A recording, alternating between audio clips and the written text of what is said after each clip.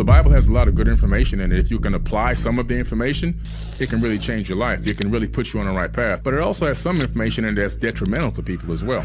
You have to have discernment with what you're reading in the book, in the Bible. Elohim is like adding an S onto an English word. You have C-A-R for car or C-A-R-S, cars, more than ones. So adding an S on the end to the end of most English words means it's plural, in the plural. Well, that's exactly what Elohim means. The Bible, where you see the word God everywhere, that's a mistranslation by accident on purpose. The original word is gods with an S. It's always with an S. Back engineer the actual word, the translations, you find out it's gods, not God singular. Elohim is not the word God. El is a Phoenician, Canaanite name or word for deity, El, E-L. El is God, Elohim is plural. So the correct understanding should be read, the Hebrew read, in the beginning the gods created the heavens and the earth, not God. Elohim is also a plural term. It's not a singular term. And you also discover that Yahweh is actually Enlil from the Sumerian cuneiform pantheon, from the Sumerian cuneiform text. He's Enlil. It becomes Yahweh in the biblical text.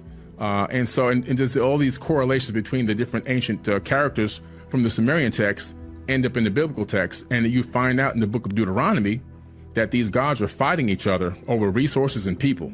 And more interesting than that, this is why, incidentally, in Genesis 1:28, when God is creating Adam and Eve, the first couple, and it says, God said, "Come, let us make man in our image, according to our likeness." Who's us and our? Was God talking to himself? Come, let us make man in our image after our likeness. Later on in Genesis, I think it's 3, the scripture says, God said, here man has become as one of us, knowing good and evil. The point is, who is God talking about? Us. Here's man made in our image after looking like us.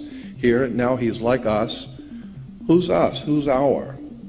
Well, it's Elohim, the gods. They took off the S to make it the monotheistic mindset. When you read the Enuma Elish and the Atrahasis epic, you realize that they copied all that ancient text and put it into Old Testament of the modern day Bible. It's all written in stone. These have been translated since the 1800s. So Cambridge and the British Museum have translations, and then UCLA did an amazing thing. There's over 1 million tablets that have now been, out there, and they've got hundreds of thousands translated.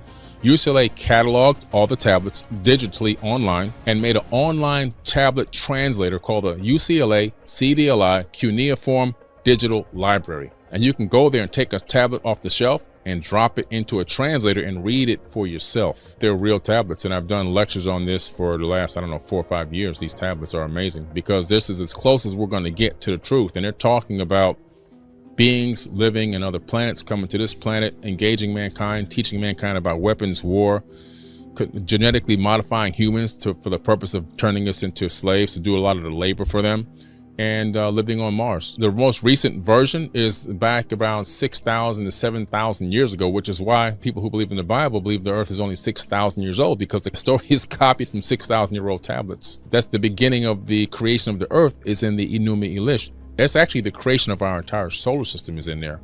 The Earth is just a small part. According to the book of Enoch, which is one of the apocryphal books left out of the Bible, but he's important because he's mentioned in the Bible, these beings came from heaven to earth.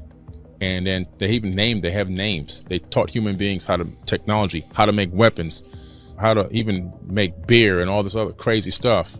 And then they took Enoch on a trip to the Earth's atmosphere and beyond, and he saw the Earth and the shape of the planet as a sphere, and he saw that he was living on a giant ball, and then brought him back. This is all in the book of Enoch. The only Bible that has the book of Enoch in it is the Ethiopian Bible. It's the only Bible in the world that actually incorporated the book of Enoch into their canonized text. The rest of the Bibles omitted the book of Enoch. The wars of these gods can be found in the book of Deuteronomy. These are the Atlantean wars that everybody's trying to figure out what happened. It's in the book of Deuteronomy in the Bible. All the wars are right there. The modern day Bible, anybody can go open their Bible and go, oh, Deuteronomy, let me read this. They don't read it, especially in Bible study. But the reason why is because you have God which is actually gods, plural, going to war against other gods in other towns and cities and other regions of the planet, and sending human beings to these places to go to battle, and sending angels with them with battle gear on to fight and kill. And the words are, go there, get in, kill the women, kill the children, kill the animals if need be, and if you see any women that you like, you can rape them. These are the exact words used. I want you to get a Bible and look it up. And if you decide you rape them, if you decide you want to keep him as wife, you can take him, but bring the spoils of war back to me. This was these internal battles going on from one region of the world to another region of the world, stealing and fighting over humans and resources. These people have become so evil, fighting against each other and utilizing human beings as chattel. And that's all in the book of Enoch. These aren't exactly the stories that, described. I don't think it's talking about the creator of the universe in that book. When I started Googling and trying to find if anybody was looking at these anomalies, I came across information about the Anunnaki.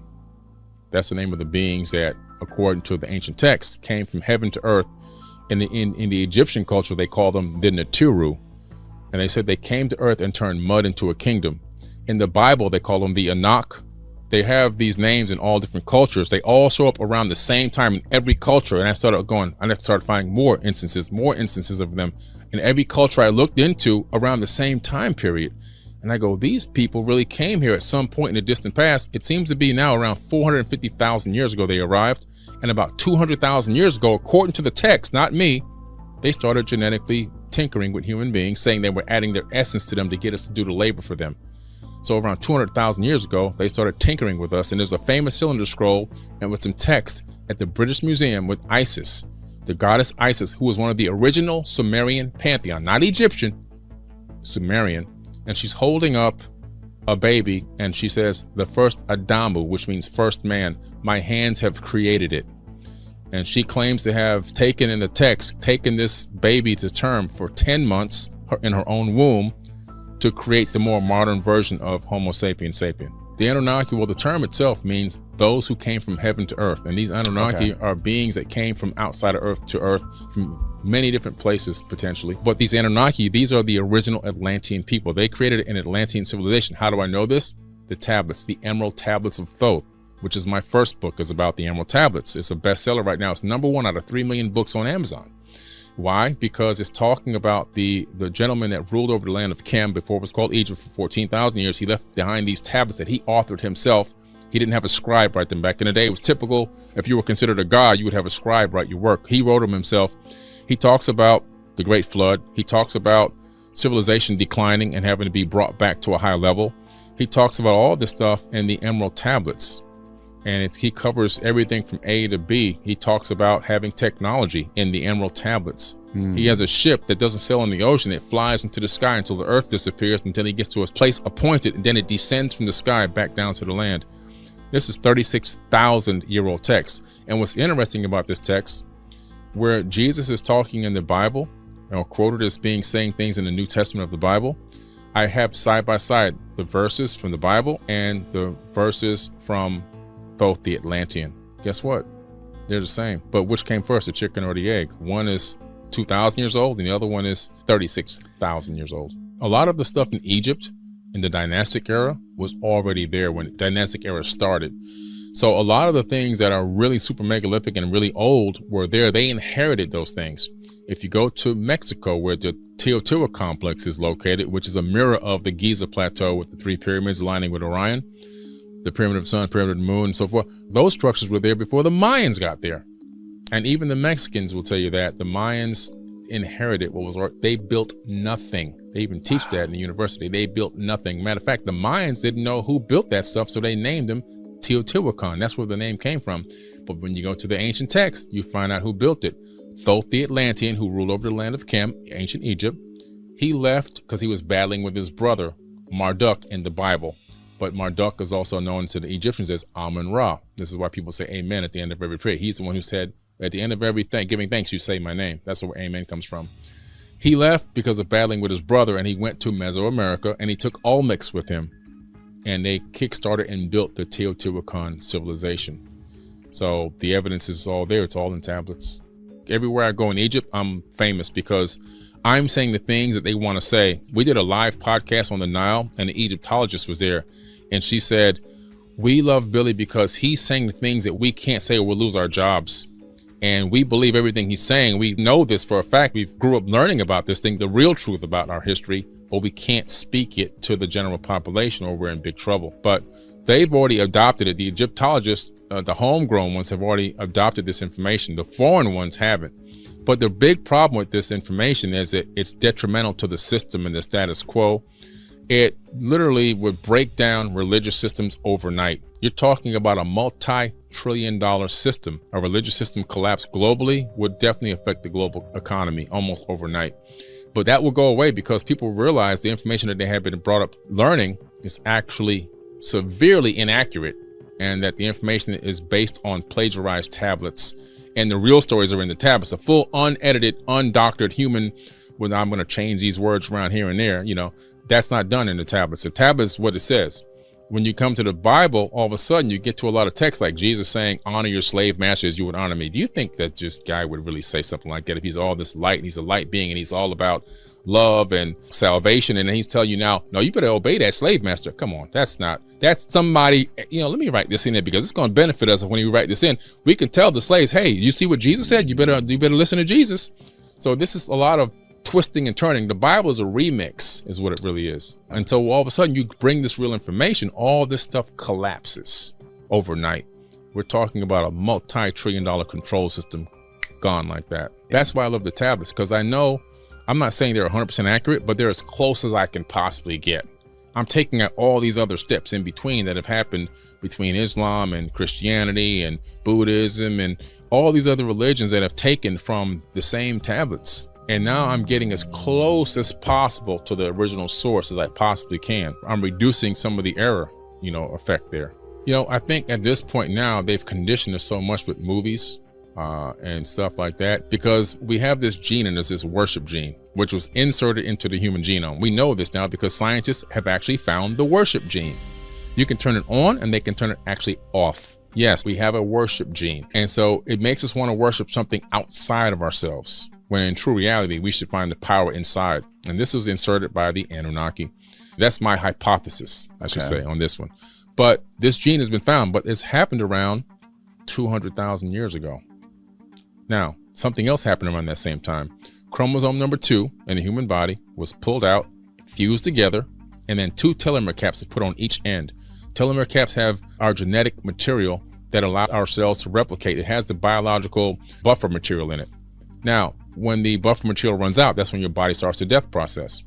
Now, around 200,000 years ago is when the tablets say this occurred at the Tower of Babel incident, which made it into the modern day Bible. The Tower of Babel incident, where in the Bible it's God who comes back, Yeshua, Yahweh comes back, and he sees the people building a tower into the heavens, and he gets pissed off and he destroys the tower, and he said, that's it, man's years will be 120, they'll never live more than that, and I'm going to confuse their languages and separate them and spread them out all over the planet so they can't talk to each other. But in the Sumerian tablets, it was actually Enlil, who's Yahweh in the Bible. He comes back and sees this and he goes, oh man, these people are getting too smart. They're going to realize they don't need us to rule over them. So he confused their language, broke everybody up, made different languages. There's only one language at the time. Then the years will be 120, shorten the lifespan. Before then, people were living for hundreds of years. Now the maximum lifespan that they found out at Harvard that a human being could live on average would be 120 if it wasn't for the poison and everything else going on, toxicity in the foods and the atmosphere. And they started experimenting with mice, and they were able to stop the degradation of the telomeres and got the mice to live 3 times their normal lifespan. All this information would be mind-blowing information to come out if this truth was really told about our ancient past and what really happened. People would realize we've been altered, genetically modified, our lifespans have been shortened so that we can subjugate it and ruled over. We never lived long enough to really figure out what's going on. But by the time we figure it out, we're gone, and another generation starts over from zero again. And so we're at this precipice now. We need to be able to pass this information on from generation to generation and teach them the real, true ancient history so that we can break this cycle that we're in of this being a boot on our neck and being ruled over by a small handful of people. Less than 100 people on this planet control 8 billion people. Less than 100 people run the lives of 8 billion people worldwide. They know what you smell, eat, taste, touch, hear, think, and they control everything you do, where you can go, where you can't go.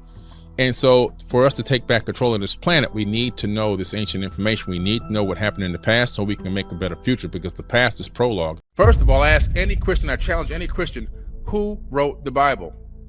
I've never gotten the right answer since I've asked that question. Every time I ask them face to face, who wrote the Bible? They don't have no idea. They start telling me the apostles' names. You know, they start talking about Judas and John and all these. No, they wrote nothing. Those men were illiterate men. They couldn't even read or write. They were illiterate people. The Bible was written from 100 AD to 900 AD by Phoenicians, followers of Hermes, Thoth, the Atlantean priest king. That's who wrote the Bible, and they didn't write a Bible. What they did was they started copying ancient texts from all over the world, remnants of the Library of Alexandria, copying these ancient texts onto different parchment papers and stuffing them inside of vases and jars inside of caves. Over time, between 100 AD to 900 AD, people, explorers and archaeologists, coming across these vases and opening them up, finding all these ancient writings.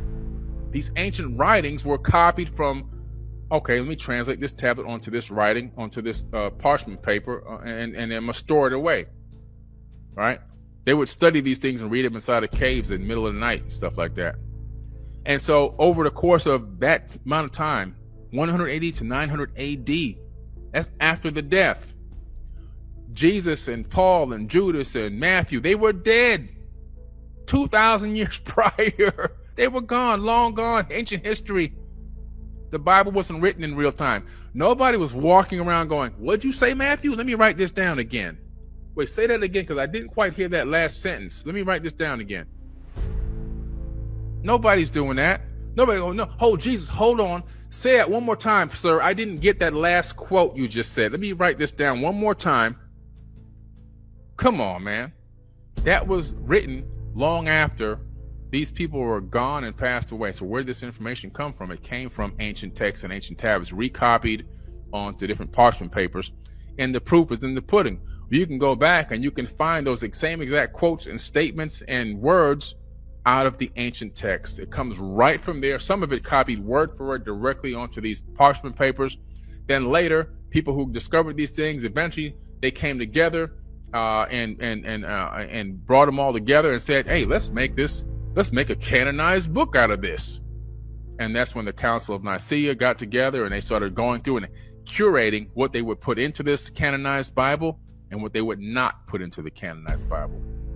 And then when they got to a good mix of neuroscience where they knew they can utilize this information to control masses of people, they said, we're going to put this one out right here. Boom. We altered this. We changed that. We mistranslated this by accident on purpose. We changed this around. We put this over here. We moved this around. We took out the part talking about aliens. We took out the part talking about spaceships and UFOs. Okay, so now I think we got something here. We can dominate the planet with this. Where was Jesus from the age of 12 to 32? Where was he? Where was he? Where was Jesus from the age of 12 to 32? Somebody type it in the comment box. Where was he? Where did he exist? Where was he? Where was he located on this planet from age of 12? Name me the exact countries he went to. Somebody said Jewish carpenter. Good job, Michael. Okay, thanks, Chris. He was in Egypt. Somebody got some knowledge. He was in Egypt. At 12, he went to Egypt to an area called Coptic Cairo with a C, C-O-P-T-I-C, Coptic Cairo, where the cross already long existed, long before Christianity even came into existence. Jesus was not a Christian because Christianity didn't exist. Christ consciousness existed, and there had been many Christs that had walked the planet long before Yeshua, because his name isn't Jesus. I'm only saying Jesus to make you guys understand who I'm talking about. The name is Yeshua, okay? And so the house that he lived in is a shrine. I've been to the house several times. It's in Coptic Cairo. The bed he slept in is still there in the basement crypt area. It's still there. The name is engraved in the windowsill. Him and his mom both went there and lived there. While he was there, what did he do? What did Jesus do? He went to go study the Egyptian mysteries. Yeah. The Egyptian mysteries taught by who? Thoth. T-H-O-T-H. the king of knowledge and wisdom, Tahuti, by many names, you know him by many names, Kukulkan, Viracocha, by many, many names around this planet. Thor, Mercury, same person. So he went there to learn the Egyptian mysteries. He became an adept initiate into the ancient Egyptian mysteries, by the way. An adept initiate, hand-picked adept initiate, and went in deep there.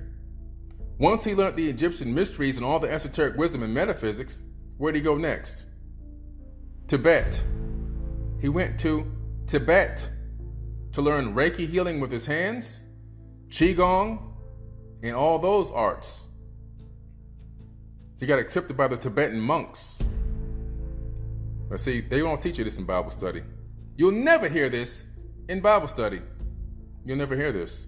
You got to read the Gospel of the Holy 12 on your own, because they're never going to pull it out in church. You know why? They don't even know it exists. They don't even know the Gospel of the Holy 12 even exists. Then after he left Tibet, where did he go? Where'd he go? Now, any Christians on here, guys, you're basing your eternity off of loving this guy, but you don't even know nothing about him. He left Tibet and he went to India to learn the mystic arts. Yeah, mystic arts. The stuff that now Christians call demonic and evil. No, he went to learn the mystic arts. So everything that he went and studied from the age of 12 to 32 to make him who he was, now if you go to church and talk about these things, they kick you out of, they excommunicate you from the church because they say you're worshiping the devil. After he left India, what did he do? He taught reincarnation all the way back down into Egypt along the way. Reincarnation. Yeah, just like Thoth teaches reincarnation. And the ability to ascend to a high level to where you can incarnate at will.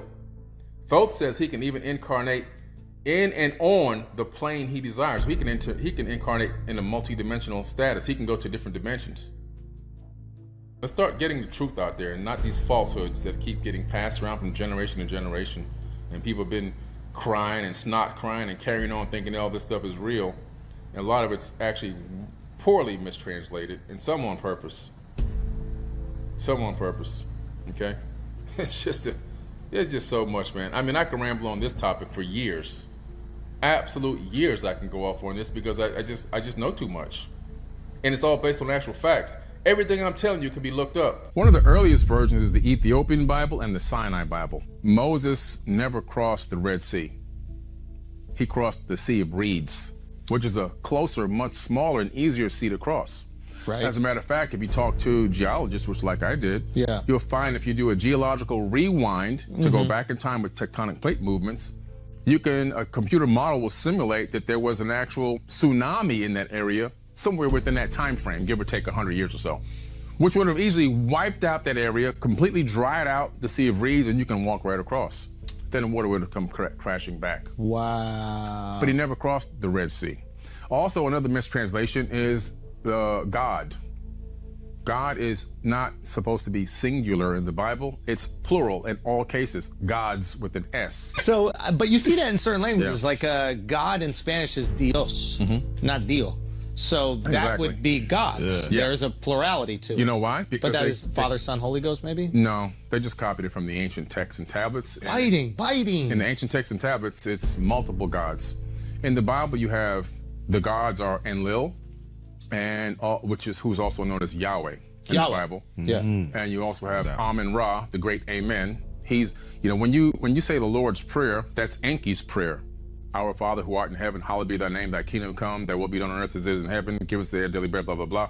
That's Ptah's prayer, who's also known as Enki. Enki. In which religion? In Christianity. Enki is in Christianity. No, he's ancient Sumerian. That's Sumerian. And he's an Anunnaki, so you're praying to him.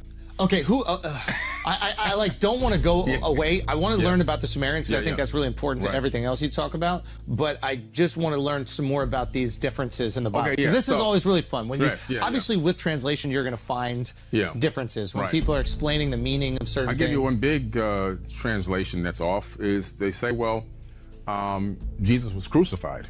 Whoa. Well, that doesn't exist in the Sinai Bible. What happened? It doesn't exist in the book of Barnabas. He didn't. It's a fire name, Barnabas. I know. He didn't. But they left that out of the Bible on purpose, by accident. So how did they kill him? They didn't kill him. In Harvard Library, there is a book of Jesus' wife at the Harvard Seminary School. And they found that about 8 years ago. Jesus' wife is the Mary Magdalene? Yeah. So she was not actually... They're assuming it's Mary Magdalene. It doesn't specifically say, but it's assumed that it is. Which means he probably had kids, and his Merovingian bloodline is still probably walking the land till this very day. Wow. Yeah. That's in, what was that great book, the Dan Brown book, The Da Vinci Code? Da Vinci Code, yeah. Yes. So there's probably someone related to Jesus right now. Right. So it's interesting that that's a mistranslation. Another one, actually, interestingly enough, this is fun. The word for virgin was mistranslated from Aramaic into Greek. So the word originally meant, I think it was laga, which means young woman. By the time it got to Greek, it was translated wrongly into virgin, which then made it into the biggest part of the story of Jesus, which is that his mother was So she might not have been a virgin. It's possible. But when I saw what convinced me, that's why I looked deeper. That's how I found out about the grandmother. I said it might be true. But they still use that mistranslated word for that. Maybe they didn't have another word to use. But that's a big mistake.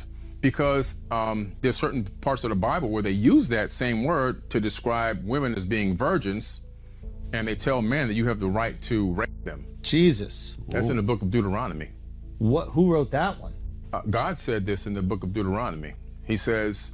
Is this Old Testament Deuteronomy? That's Old Testament, yeah. Wow. Towards the end of the Old Testament, he says, if you see a woman walking through a field, and you want her, you can rape her. Exact words used, by the way. And it says, if after you rape her, you decide you want to keep her, you can make her your wife. Wow. Yeah, so, that's God.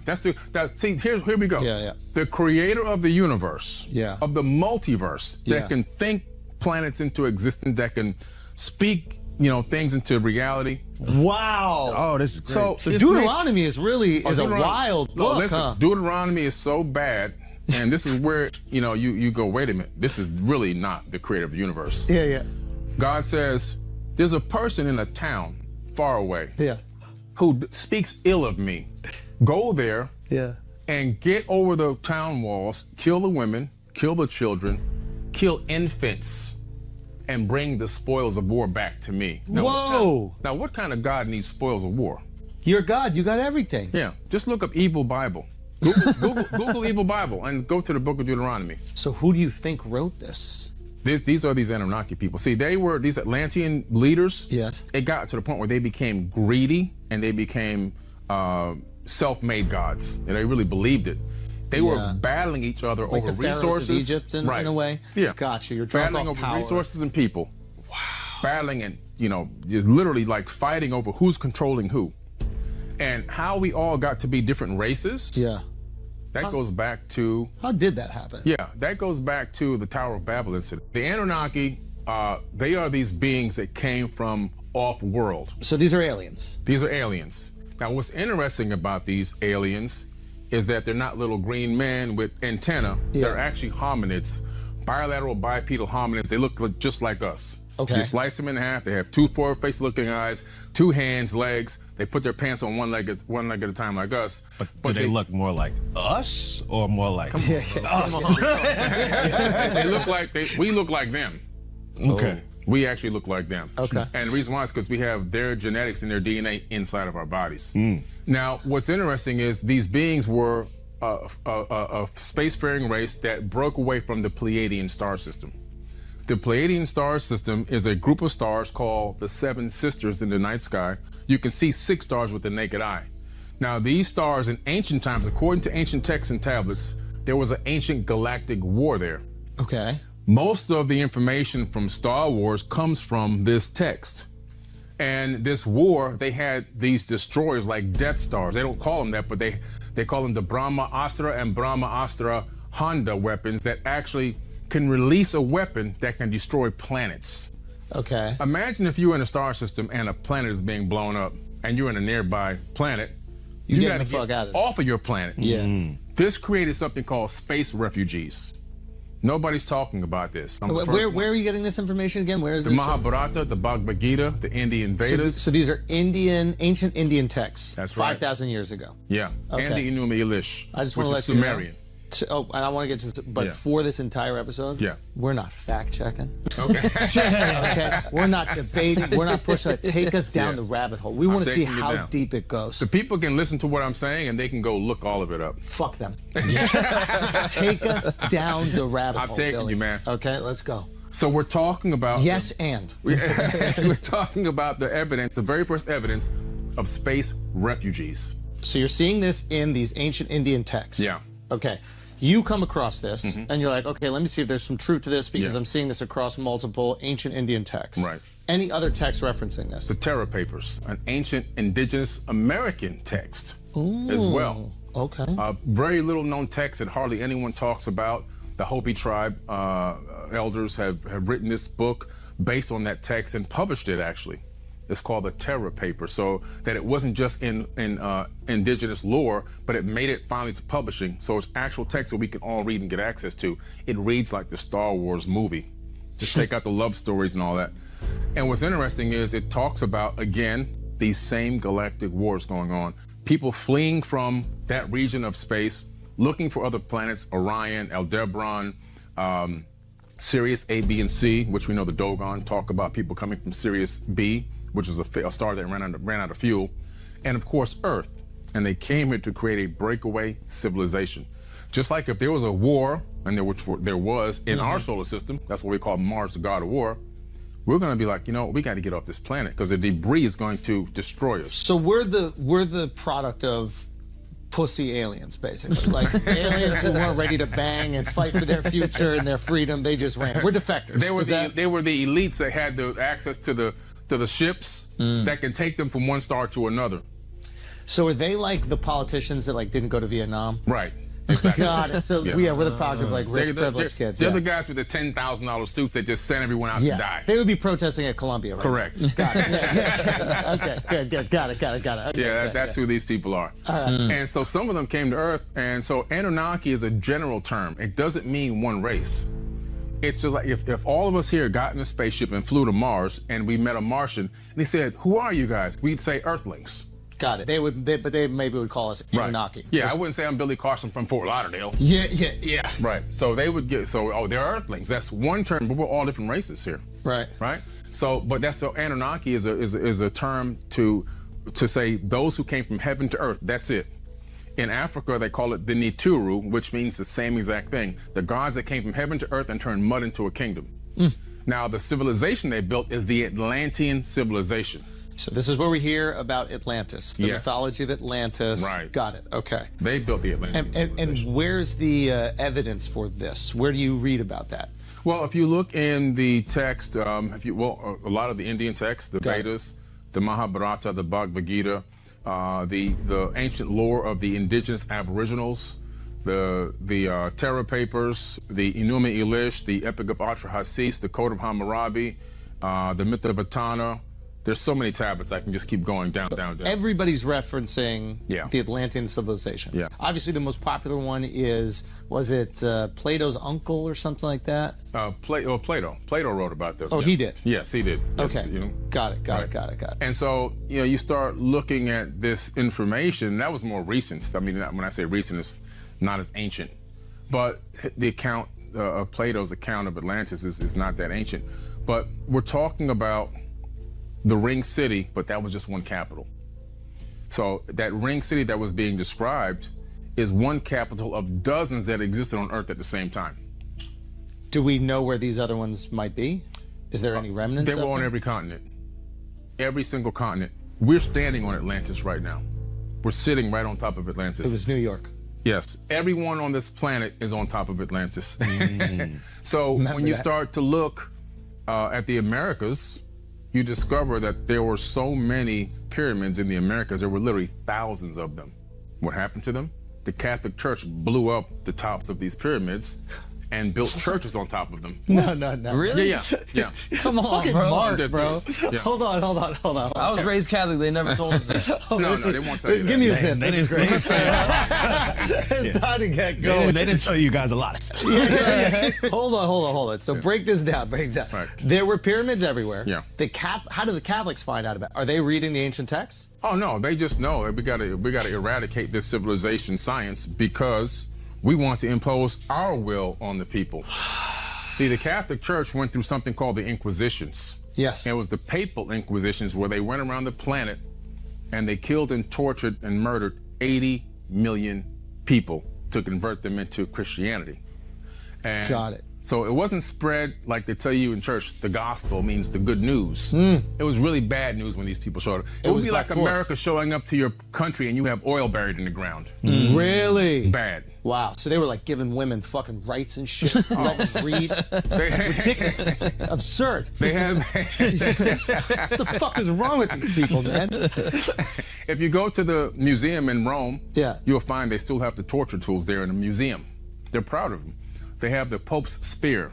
The Pope's, spear, which went up in a woman's vagina. I saw that one. Pop them open from the inside. Good. They had a spire Gracious. that they would lower a man down onto the spire through his butthole over and over again, up and down until he died. Damn, no Diddy, bro. For real. They just had all these torture mechanisms. Yeah. What they would do is get the leader, the king, the chief, the guy who does all the sage and all that stuff. Yeah. The medicine man. Yeah. And then they would say, look, we need to convert everyone into this. And if you don't, then we're going to kill you. You're going to fuck you from the inside out. Yeah, exactly. Damn. So they would make everyone. Who would do the fucking? Because I feel like that would be against Catholicism. It would be one of these people from their church system and say, hey, so there was a fucker. There was a guy who would. There was a guy, he'd connect you and get you lined up perfectly. Yeah. And, and do that. Sick people. But when you Do what you gotta do, all right? That's wild. You gotta do what you gotta do. You gotta spread the gospel. You gotta spread the gospel. Spread the gospel. It is the good word. Under the order of Rome. Yeah. And, but the big thing Rome said was, look, we got to get this money. Yeah. So what we're going to do is we're going to convert our pagan system into a Christian system. We're going to combine the two together. That's why we have all these fake holidays that are all pagan holidays in Christianity. That's my man Constantine, right? Yeah, Constantine. They just combined it all together. Now we got the taxes and we got the offerings. Yeah. We got both. And now we got the people unified. And now we can put our boot on everybody's neck. And so once they reeled up the leader of that village or that town and killed him like that, and everyone saw it, it was like, okay, I'm ready to learn now. Teach me your language. Talk to me about your God. By the second, third generation, you're born, you're given a name, a race, and a religion, and you don't even know who you are. Wow. So do you know which church in America or which churches are on old pyramids?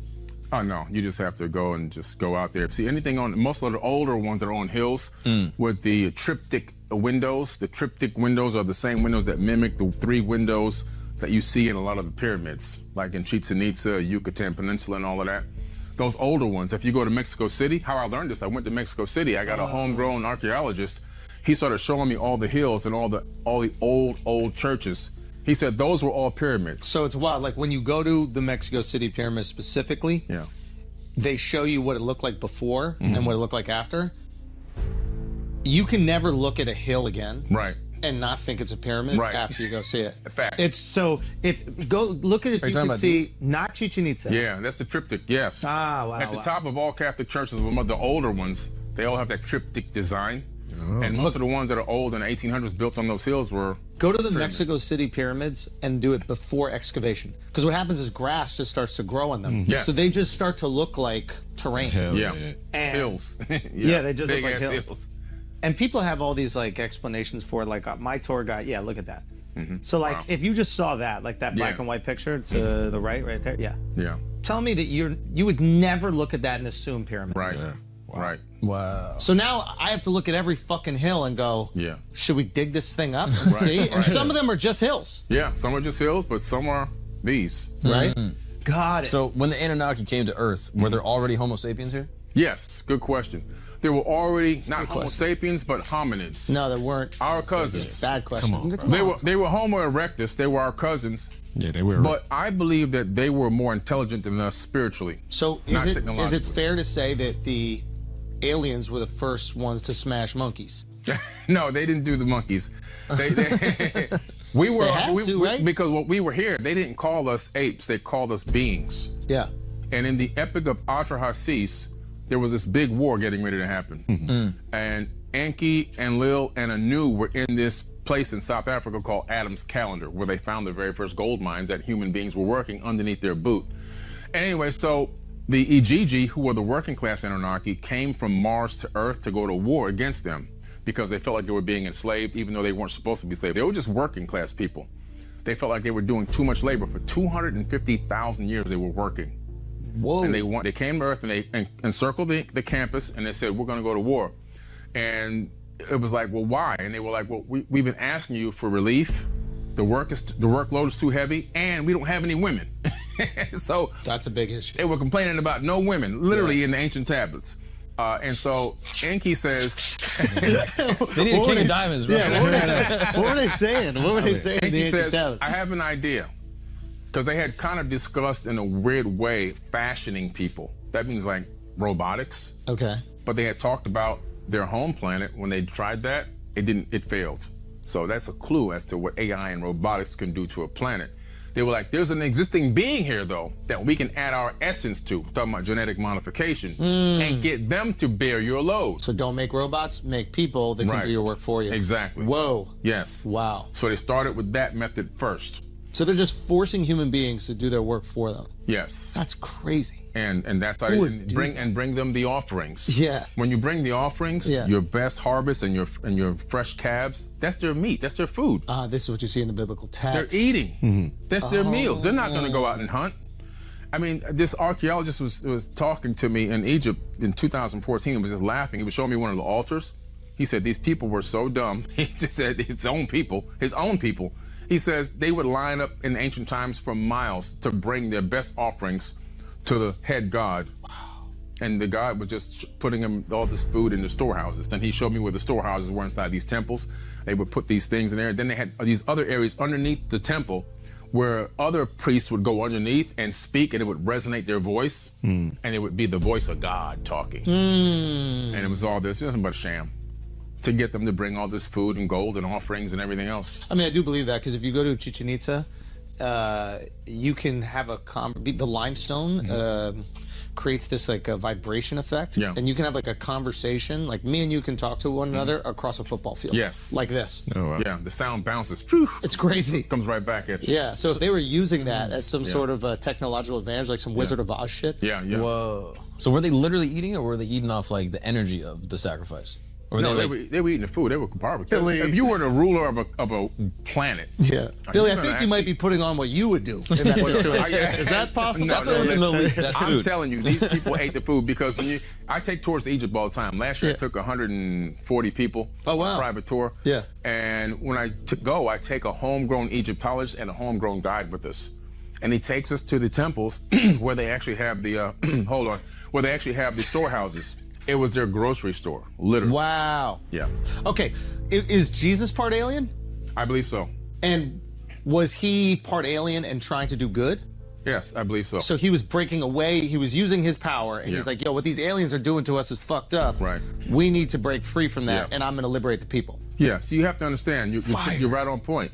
There's good and evil in everything. Jesus is the man, bro. Yeah, there's good and evil in everything. We're all part alien at this point, right? Absolutely. It's in our DNA. Oh, fuck. I thought he was a little bit more. Well, he was more. He was a little bit more, yes. How was he a little bit more? Well, if you look at the Apocrypha text, you discover that not only was Jesus's mom a virgin birth, but his grandmother was also a virgin birth.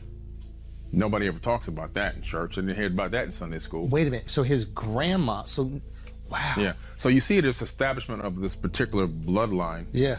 And then all of a sudden he comes through the womb and then begins to regain all of his own memories, right?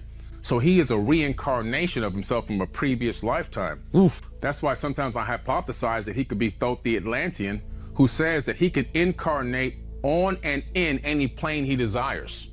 Could he have decided now to come back through the womb? So Thoth the Atlantean was the king of the Atlantean Empire. Yeah, he was one of them. Or one of the leaders of the Atlantean Empire. He is Yeah. reincarnating inside Jesus. Yeah. And why has he chosen to help the people instead of enslave us like he did in the Good past? question. When you look at the ancient text where Jesus gets all of his information from, Yeah. the Emerald Tablets of Thoth, We need to talk about that on Right. the tablets, bro. 38,000-year-old text. In there, in the book that I wrote about it, I line up the Christian text, Yeah. and I line up Jesus's text from the New Testament. This is going to seem really ignorant. People were writing shit down 36,000 years ago? Thoth authored these tablets himself. He actually wrote, he didn't have a scribe. A lot of the times these God figures or these leaders would have scribes. Right. He actually wrote it down himself. He actually put it onto these tablets. And what is he writing in? What language? Well, it looked like the language was runes, R-U-N-E-S, okay? And in this text, he writes about coming to this planet after the Great Flood and seeing the temples of ancient Kemet sticking up out of the mud and actually going on a mission to help rebuild civilization. Not that it was for the first time, but he's rebuilding it to a high level. So it was already built, Yeah. destroyed. He's like, hey, let's run it back again. Right. His father sends him on a mission. His father says, go to the land of Chem and do the plan that ye know of. So he gets his crew and he gets into the great ship of the master and he takes off until the planet disappears. This Which is an is ancient the text. horizon. Right. He's up in the sky. Oh, he's coming from... He's in a ship that goes up. Gotcha. Because you know this, because when he gets over the land of Chem, he goes, I see the land of Chem beneath us. And I see the temples rising up out of the mud that were flooded by the fountains. Now we come back. Now he comes down to the ground. The fountains is the Great Flood. Right. Got it. Okay. He opens the door, he comes out, and he calls these people barbarians coming to attack him, probably territorial. Crazy. And he says, I raised my staff and sent out a ray of vibration, stopping them still as fragments of stone of the mountain. So now he's got a stun gun that can freeze them in their tracks. That's fire. That's technology. It's a system that works just like what he described in ancient tablets, where it sends out a beam, a ray. Type in active denial system, put it up there. It sends out a beam at a crowd of people coming to attack, right? To riot or whatever. And it stops them in their tracks. It makes them feel like they're in pain, makes them feel like they want to vomit, put voices in their head. Wow. Whatever you want to do, you can program the frequency into their body to make it do that. Is this what the people said they were experiencing in the... Cuba? Yeah, the basin. Havana syndrome? Is Yeah. Yeah. Okay. Keep going. All right. So you're on it. So then here's the key about the God thing. Him, not wanting to be one of these gods. When he released them from that, he started talking to the people peacefully, and they started groveling at his feet. And he said, no, get up. He said, I'm a son of Atlantis. He didn't say I'm God. And he said, I'm a son of Atlantis, and I'm here to bring you back up to a high level of civilization. And he worked with the people for a couple thousand years to rebuild that civilization. Before he left and he told all of his people that came there with him, spread out around the planet. This is how Atlantis advanced again. Spread out around the planet and duplicate what we did here.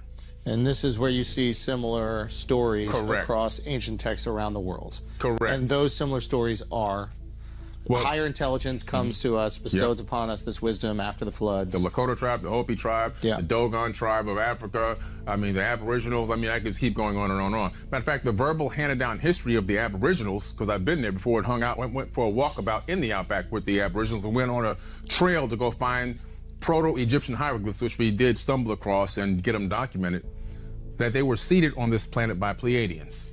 Pleiadians From the Pleiades. Got you. The same people that the Sumerians talk about, they call it Mo in the ancient texts. The ancient Egyptians revere it as well, the Pleiades. It's in every text, Homer's Iliad, the Bible, the Mahabharata, any text you go to, and most artifacts are going to have a depiction of the Pleiades or talk about the Pleiades. And what's the depiction? The stars, the 7 stars. Oh, it's that star system. Yeah. Subaru even has it on their logo for their car. So it's a gay lesbian. It's a lesbian. It's a lesbian galaxy. Is that what's going on? Okay. Shout out Subarus. We love y'all. It's a constellation. It's a star system. You talked about Jesus, where he went from like 12 to like 32. Yeah. Can you explain Jesus' trajectory from 12 to 32 that we don't have in the Bible? Yeah. What does that mean? So Jesus disappears from the Bible at the age of 12, right? He disappears, and where does he go? There's another text called the Gospel of the Holy 12. And in the Gospel of the Holy 12, which was omitted from the Bible, he goes to Egypt with his mother. Now, I've been there, and when I take people on tour, I take them to the place where he slept. It's still there. It's a crypt now. It's like a place to go there. You know where it's at, right? It's inside a church, right? Coptic Cairo, correct. Right inside that church. They converted it into a church. And he went there to study the Egyptian mysteries. He went there also to learn all about the ancient mystery schools. And then he left there and he went to Tibet to learn the mystic art. Tibet, he went to go learn, not mystic arts, but went to go learn spirituality. He went to Tibet? And mystic arts, yes, mystic arts. And then he went down into India, learned about reincarnation and all of that. And then he came back down and he reappears in the biblical text when God says in the Bible, I called my son out of Egypt.